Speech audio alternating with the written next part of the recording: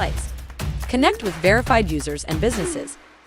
Join in on our online and in-person networking events, and even boost your knowledge with our e-learning resources. With an integrated wallet system, Bizio makes managing your online presence easy and stress-free. So why wait? Sign up for Bizio today and experience the power of simplicity.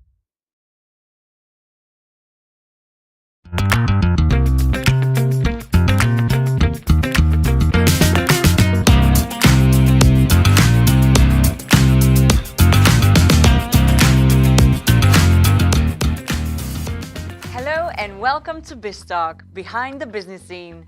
My name is Patricia and I'll be your host this evening. Just a kindly reminder, for all our guests from Serbia, please click the subtitle icon down below. As you may know, BizzTalk is an informative talk show where every Wednesday we dive into minds of business leaders of different professions and give you opportunity to understand their drive and help you to pick up a trick or two to help your business succeed. Today I am joined by Tatjana Milnovic, Global Brand Strategist at the Croatian company Infobip, the country's first ever unicorn. Our main topic discussion is going to be branding in the tech industry and how it relates to adapting to the market and the new trends. We'll be also discussing some innovative approaches and tips for 2023, as well the importance of work culture and successful branding. Welcome and thank you for taking your time. Thank you, Patricia. Thank you for this invitation. I'm really glad to be here and to talk about one of my favorite subjects, which is actually branding. So when I look from the perspective of all those Gen Zs, tech enthusiasts out there, I often get a sense that this topic is getting to be quite ancient in a madman kind of sense. Especially now in this fast-moving AI-fascinated world. So I'm really excited to be here and talk a little bit more about this topic and branding in tech. So yeah, let's just dive right into the questions. To start off, can you explain what branding means in the context of the tech industry? So Patricia, actually, it means nothing and it means everything. So when you look at tech and you compare it to branding, you can see like two opposite sides actually when you look at it. So tech on one side is fascinating enough by itself. So some could argue, why would you need branding in the first place? Tech is so interesting and fascinating by itself, so it doesn't need driving attention, right? Tech is fun, interesting, raising interest and engagement almost instantly. So they have taught us to never settle with the gadget or app that is like a year old, right? So it's like an ancient history if it's old, and it's like you always need to have this FOMO. If you are not in the newest, freshest tech, then you're old, right? So it's hard to keep up, and you always have this feeling that you're really lagging behind, even if you are in the tech, in the heart of the tech itself. We always have this feeling, like especially we are in tech industry, we have the feeling that we are always like late for something. So on the other side, you have branding. So when you look at branding, actually, I've been in this industry, in branding industry, I think more than 20 years now. So it's a little bit embarrassing to say, but it's quite some time. So when I look at it, and I've been working in different industries, not much has changed essentially in the heart of branding, why it is needed and how it is created. So the branding still revolves around building this unique and compelling good old story. So driving attention and keeping the pulse, keeping your pulse up is the key thing at branding. So branding is still about building this genuine emotion. And when I said genuine emotion, it means in a steadily and really heavy way. So emotions like all kinds of emotions of amazement, of excitement, of thrill, of freedom, building sense of power, recognition, or just giving pure, simple control over things, that kind of emotions. Also, sometimes it's building some other emotions, also using it powerfully in branding. So, using sadness, empathy, fear as well. It's all about building emotions. So, this is in the heart of the branding. And that is where actually branding gets really human. And that is the most powerful thing about the branding. When it becomes human, then it's the real branding. So, branding in its essence is about making companies and their stories more human like. Branding is about making something that it's in its creation, like business and companies.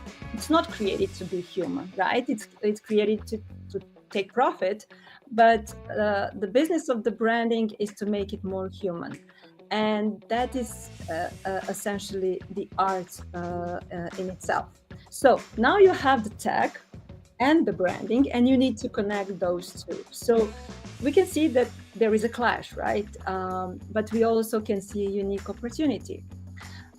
Tech is in itself is like a fast and furious, rebellious, challenging all the time, while branding is a little bit more slow and steady and does not change that fast.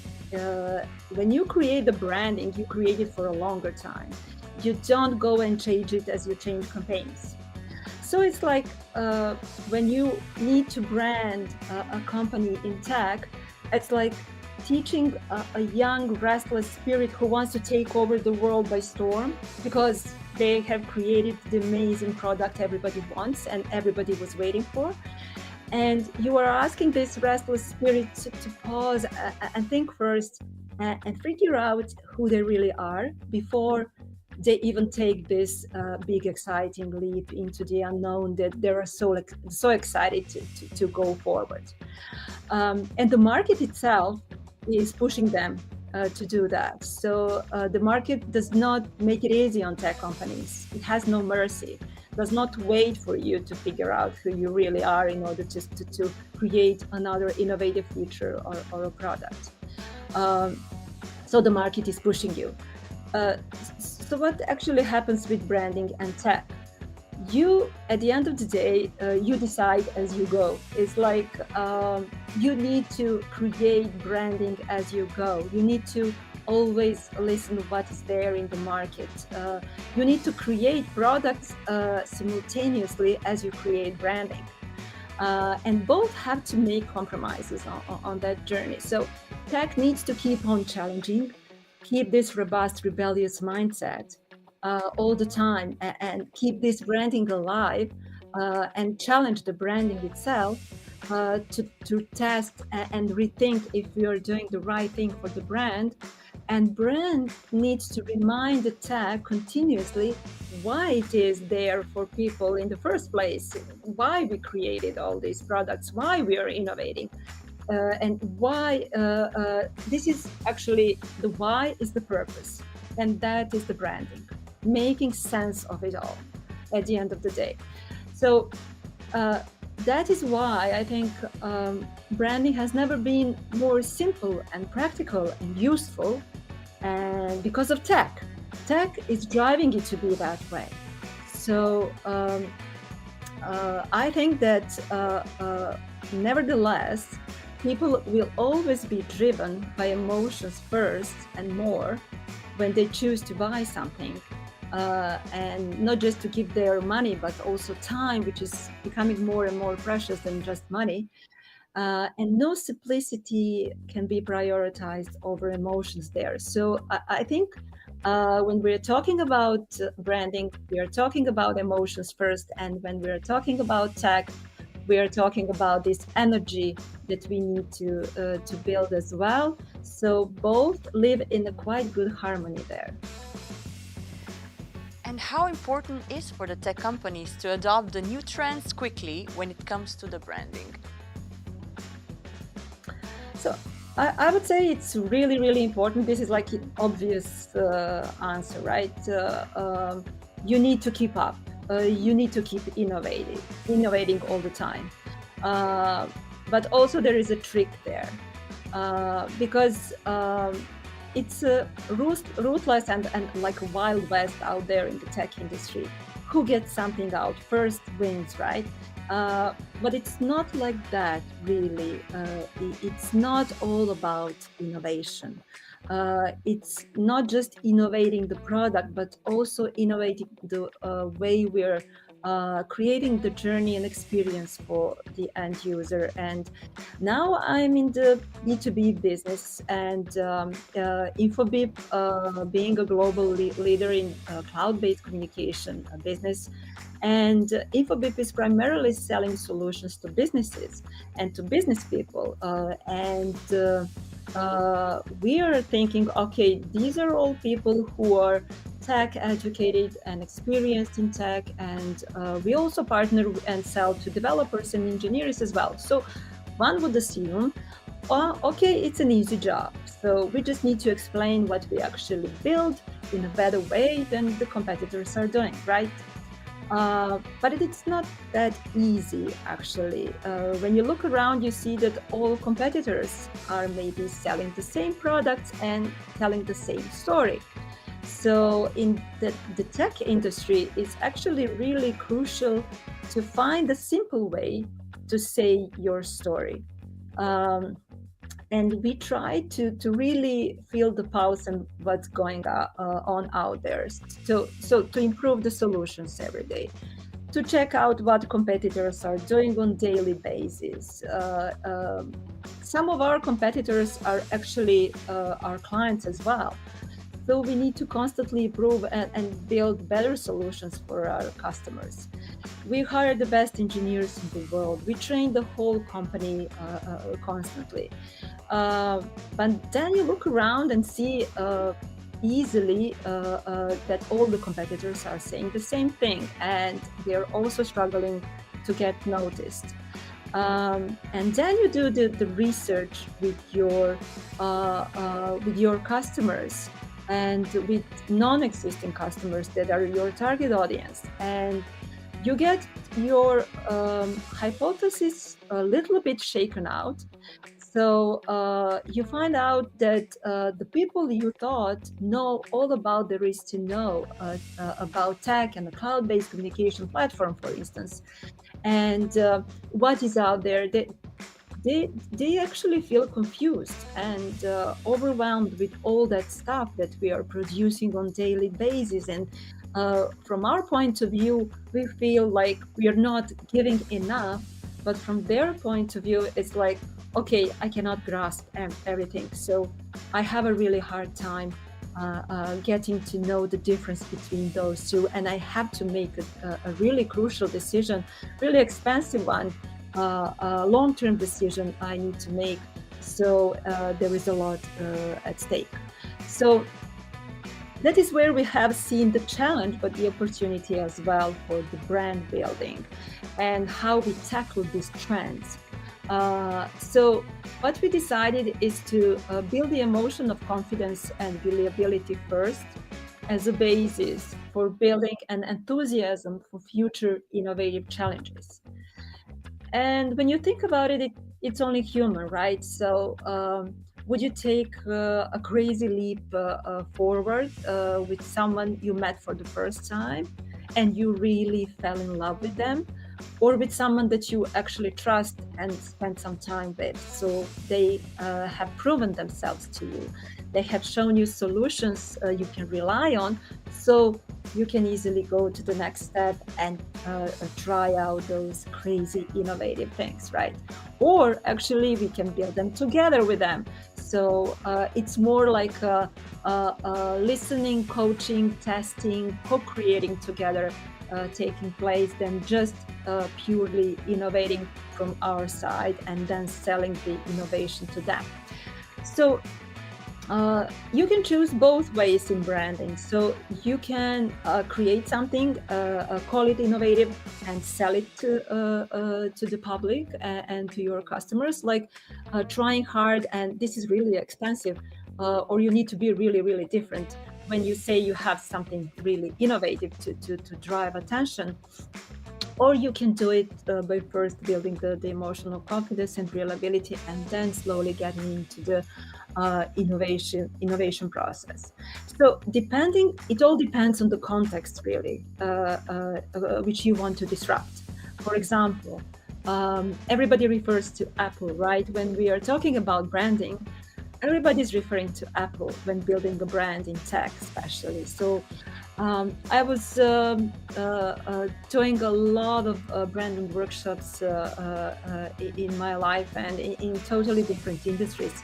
And guess what? When we talk about desired brand perception and where the company wants to be positioned, everybody wants to be Apple.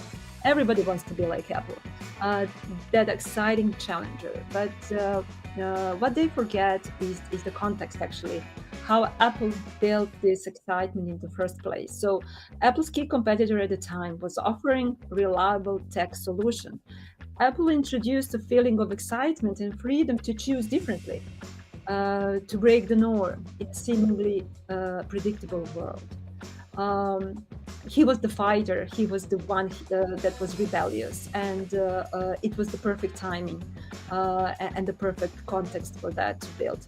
So today, when you look in the world and in the market, and especially in the tech world, it's full of unpredictability.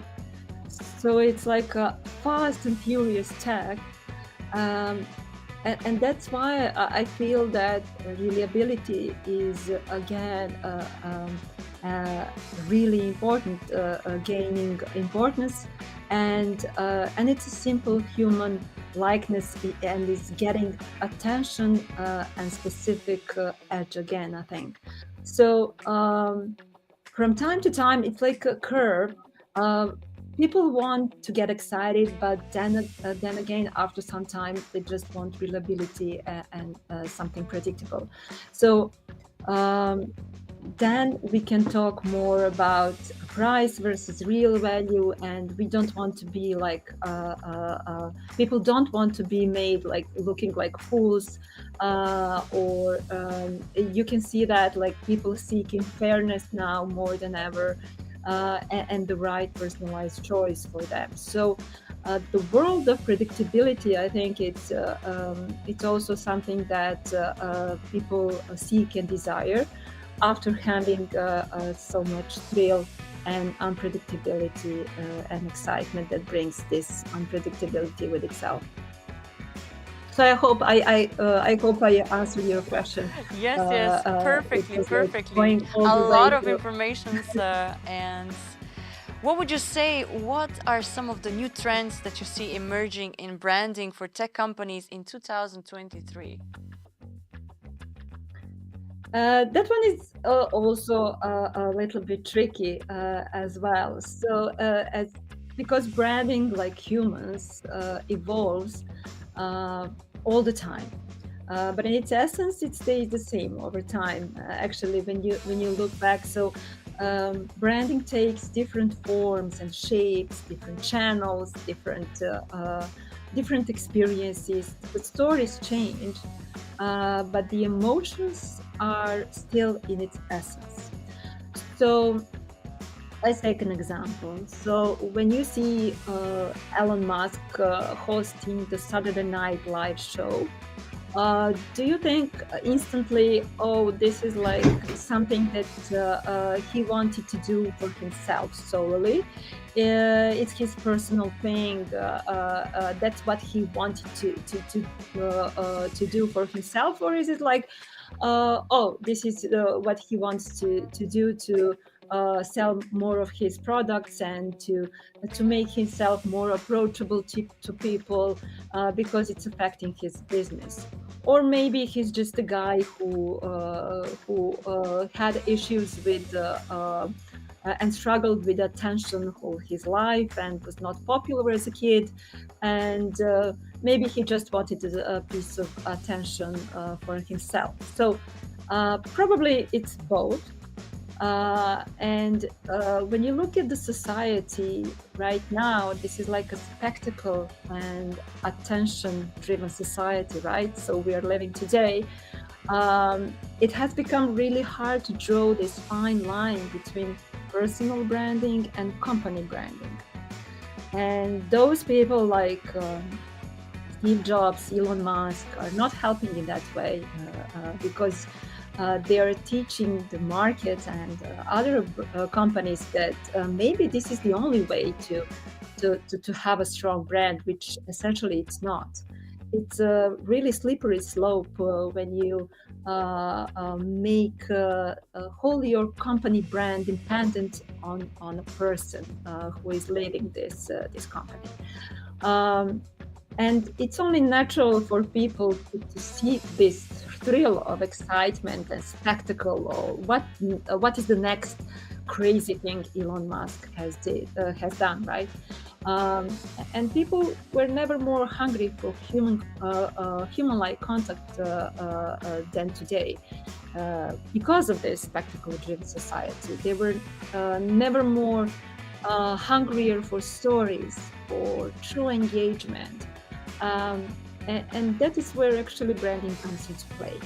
So also take AI fascination for a second. So what is the hype about AI right now around ChatGPT? So when you think purely rationally, it would be great to have all these AI-powered help for us as humans to get, right? But then you see the emotion behind that is like exploding. And this is where branding comes into place. What kind of emotions are AI is currently generating in people?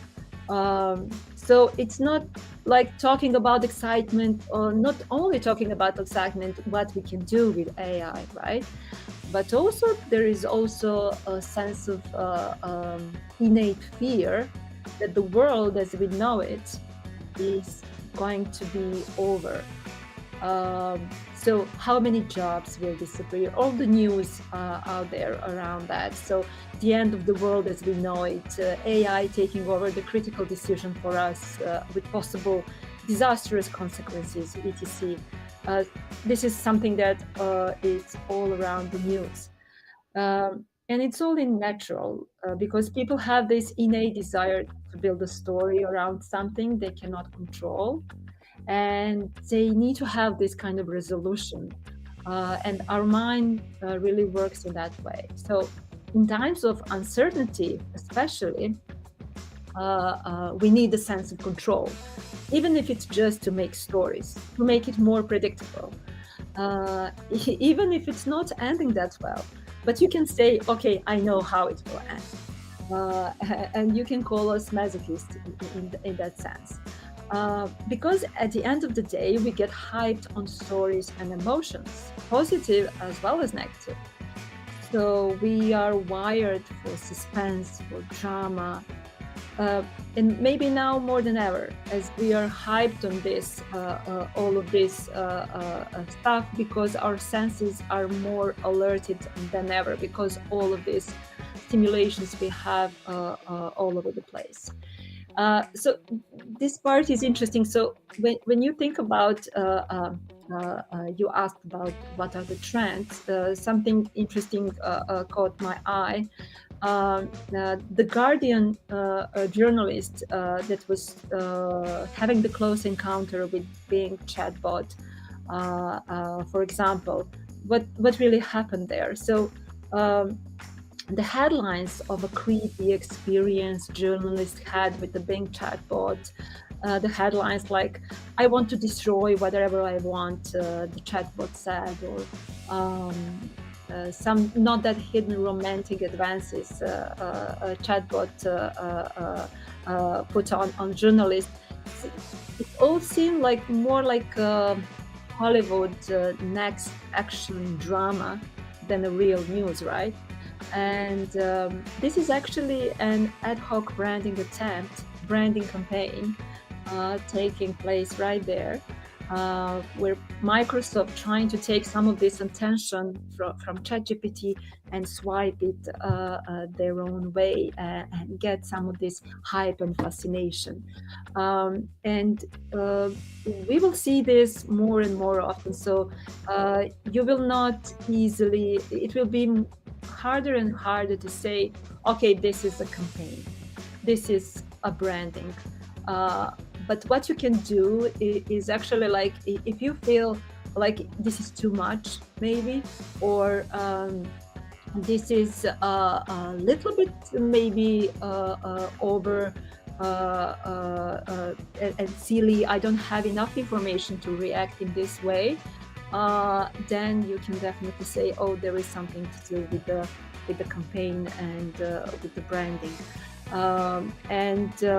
All these attempts and the new trends in branding and how you build campaigns is actually a self-discovery for brands in this world where everybody is innovating and trying to find the best way how to tackle into minds of our customers. And no matter if we are talking about the business customer or just the end user, they're all humans at the end. So when they are trying to make this decision,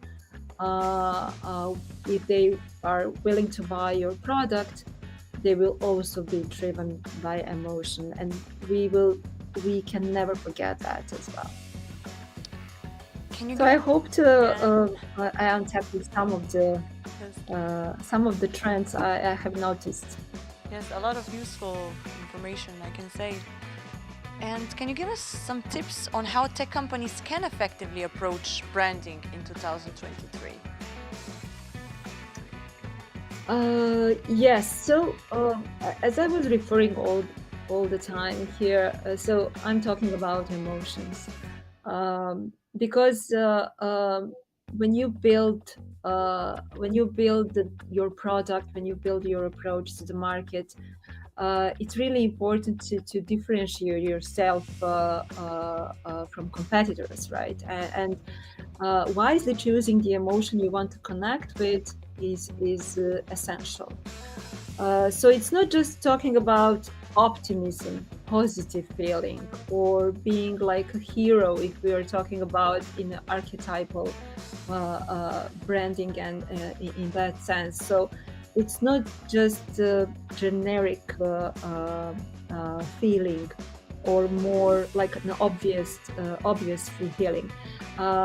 You need to be more and more specific because there is a whole different stage of different emotions and different variables out there that you can connect with branding. So people will forget what you said. People will forget definitely what you did, but people will never forget how you made them feel in that specific situation regarding their experience with your brand.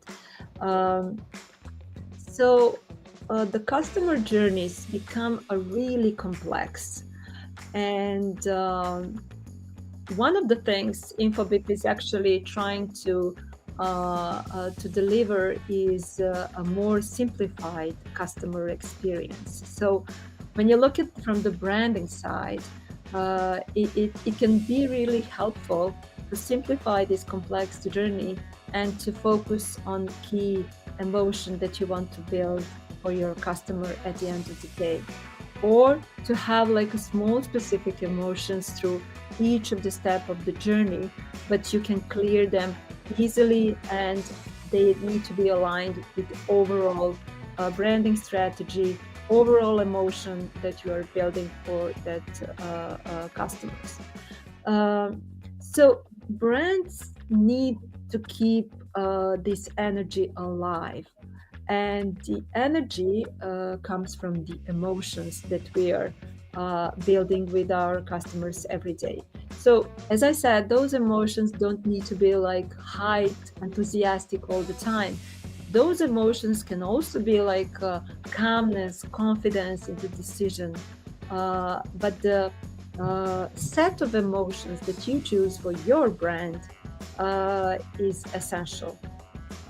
And the more energized the brand is, the longer it will actually tackle people's mind and heart and stay alive and stay being intriguing all the time. So we come back to the purpose. Why you are out there and why you're creating those products or services or solution still remains as the main driver for choosing the brand. So why would I choose your brand over zillion others options in tech or any other industry? Or how do I choose smartly? How do you empower me to choose smartly? And in tech industry, especially, we all know how many startups fail in their first year of their existence, and I think it's mostly because they're not laser focused on this why. So this why needs to be built up in the product from the start. So it's not just like creating the product and then you can start thinking, we need to communicate this. How do we communicate? Oh, we need to tell people why we did this. With tech, it gets to prove more than ever that branding needs to be embedded in companies' way of work and creating products and solutions from the very start. So start with the why, and you will never get wrong. Other thing is that you want to make it as simple and compelling as possible. Do not what you think people will want. Look deeper in what they desire and with what they have a really hard time getting. Where is the slightest frustration you can solve and you can build this emotional benefit around. By being really simple and compelling, you also need to be really laser focused. And when I say focused, I mean without compromise. So everybody's saying like, we are focusing on this and this, but with focus, there is a trick. You need to lose something. And nobody wants to lose in communication when we are selling something. We don't want to lose anything that we were working so hard on, right? But it's more focusing your story on one thing and building around this is what this is really essential around branding. Other thing that it's also becoming more and more important is in this world of transparency, it's like being honest. This is also because people are recognizing brands more and more as humans, and they seek this interaction. And when they seek this interaction, they want an honest relationship as much as it is possible. And this is one of the hardest things for companies to tackle in their own vulnerabilities, to be honest about what they cannot deliver. But we also have witnessed that actually this is the best way to build this human-like trust with our partners and customers. And it's getting us to the point of getting to know who you are as a company, who we are as a company, and be okay with saying what we are not and what we cannot deliver, and what we are maybe never going to be, and being honest about that. So building expectations from the start is in a good way, setting the boundaries, not just saying like we can do it whatever you wish for, and setting the bar really high, so you're building expectations you cannot live up to. So you're living in the constant stress that the other party is sensing really, really well, and it tells more about your insecurities than just saying, okay, this is something we cannot do right now, but this is something we can do together in a period of time. So being honest is actually about being confident of what you have become so far, to be able to make clear decisions where you want to go. And this is all branding, setting yourself for the future, right? And setting other people expectations who work with you all the time, who interconnect with your brand. So people can smell this lack of confidence now from afar. But also, it's very important never to sound overconfident and patronizing. And people more than ever are feeling compelled to take you down when you sound overconfident and patronizing. Um, the other thing that is also very, very important with branding is to be consistent. So it's like with building any kind of personality, right? So if you are confusing me with different messages, with different approaches, sometimes you sound like too confident, but sometimes you sound like you don't know, that you sound like too servile, and not really in the know what needs to be done. Maybe I'm feeling a lack of consistency. Sometimes you sound like you're crazy, you're fun, exciting, and the other times you feel like purely rational. Uh, so in these branding messages, you need to be really, really consistent. Uh, Everything is changing. People need branding to be consistent, and this is the one thing around brands that they can rely on. Product solutions change, but the brand persona and this emotional territory that you're building around your brand should stay the same for a longer period. So people are basically having the same feeling around Apple, Microsoft, Google, Amazon, right? As you had 10 years ago. You put them in the same bucket in your mind when you think about them, right? So the advice is to actually build the brand also from within. And this doesn't mean that you need to personalize your brand around only the founder's personality. It used to help, but now it's better to personalize the brand around actually who is creating from the inside this brand, who is working in this company, and who is working in this tech for people to use it at the end of the day. So your own employees and working culture can be your best spokespersons today. And how does work culture play in a role in successful branding for the tech companies? Yeah, it's like I was saying previously. This is a nice segue to this question. Um, when you look at it, working and amount of time that we spend working, it became like a unique form of life, right? Um, and it's never been more important what you choose to do for a living. I would say it can make you totally miserable, or it can hype your existence totally. So how much time we actually spend at work increases, but also building communities around work is something that we can see happening. Companies you're working for can give you the opportunity of making some significant changes in society and in the world we are living in. So that's a kind of another significant motivation, intrinsic motivation that companies can provide you with.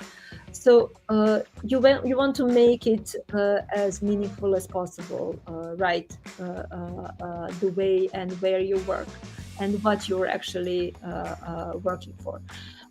So work-life balance, another thing that if a company is nurturing in the right way, can easily become a differentiating point that really matters for employees when they're choosing where to work and where to spend their precious time. The other emerging thing that tech companies are changing the landscape with is creating job opportunities, for instance, for people that were not imaginable before. So it is like in this co-creation space where Amazon, Meta, TikTok are rapidly tackling into. So it's not just like me working there as an employee, but me working as a partner, co-partnering with tech companies' platforms to make my own business as well. So company value and branding opportunities increases if the company nurtures really a healthy culture and a working environment, definitely.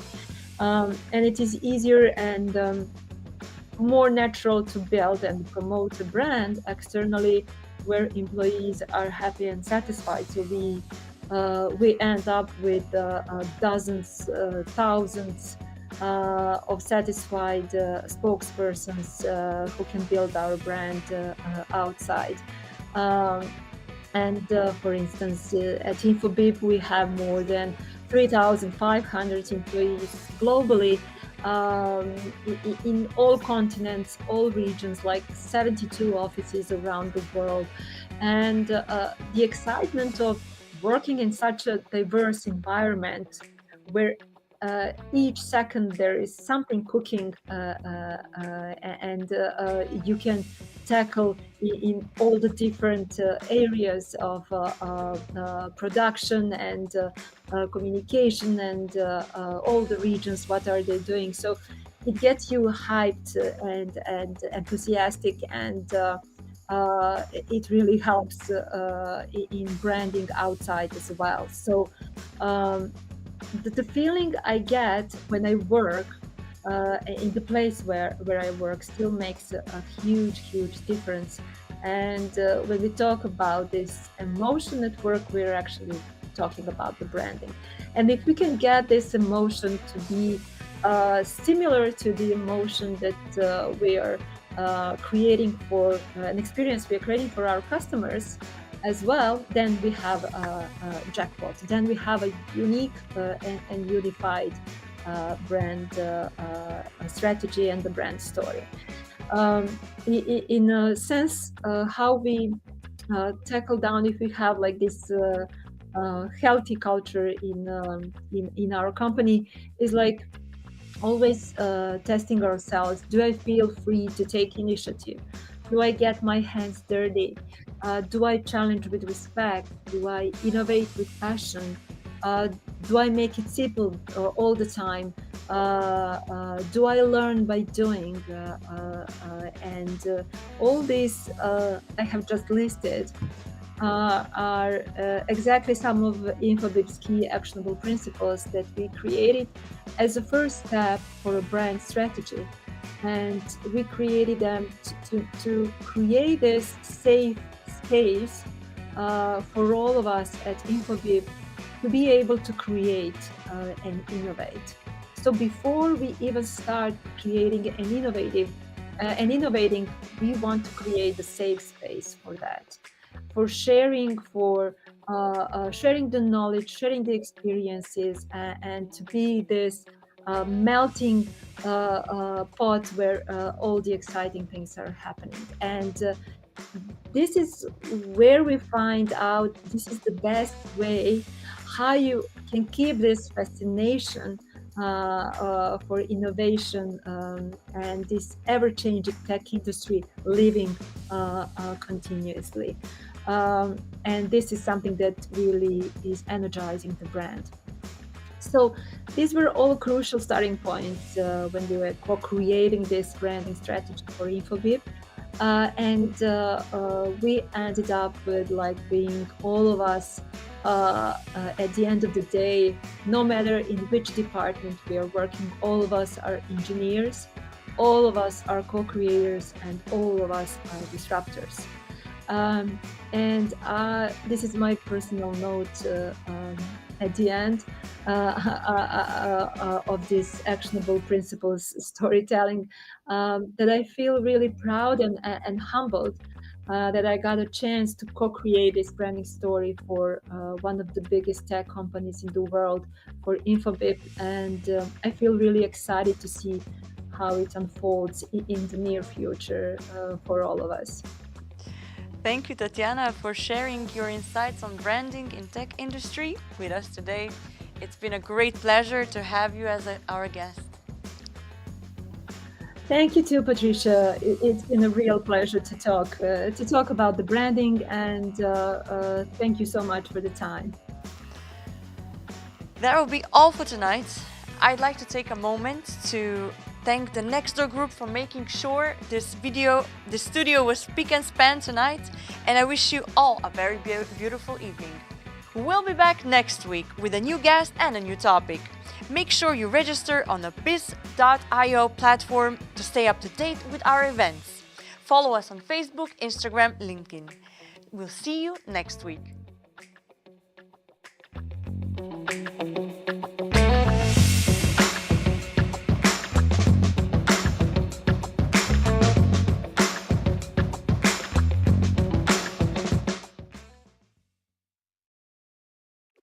Managing multiple social media platforms can be a headache, but with Bizzio, you can have it all in one place.